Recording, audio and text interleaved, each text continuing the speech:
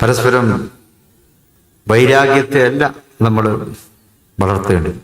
ഞാൻ പറഞ്ഞു ഇതിപ്പോൾ നമ്മളോട് മാത്രം പറഞ്ഞാൽ പോരാ, നിങ്ങൾക്കിപ്പോൾ എന്നോട് ചില കാര്യങ്ങളൊക്കെ പറയേണ്ടതുണ്ടാവും. കാരണം എനിക്ക് ചില കാര്യങ്ങൾ ബോധ്യപ്പെടുത്തി തരണം എന്നൊക്കെ അവർ പറഞ്ഞു. ആയിക്കോട്ടെ, ഞാനതൊക്കെ കേട്ടിരുന്നു. പരസ്പരം സ്നേഹത്തെയാണ്, കൂട്ടായ്മയാണ് നമ്മൾ വളർത്തി എടുക്കേണ്ടത്. എന്ത് ഞാൻ പറഞ്ഞത് നമ്മളോട് പറഞ്ഞാൽ പോരാ, ഇത് പൊതുസമൂഹത്തോടാണ് പറയേണ്ടത്. കാരണം നിങ്ങൾ പുറത്താണ് ഇതൊക്കെ പറഞ്ഞിട്ടുള്ളത്, അതൊന്നും എന്നോട് പറഞ്ഞതല്ല. അപ്പോൾ അത് പുറത്ത് തന്നെ നിങ്ങൾ പറയണം എന്ന് പറഞ്ഞാണ് ഇവിടുന്ന് പിരിഞ്ഞത്. ഹൃദയം വിശാലമാക്കണം, വിശാലമായിട്ടുള്ള ഹൃദയം. ഞങ്ങളുടെ ആ സംസാരത്തിന്റെ ആ ഒരു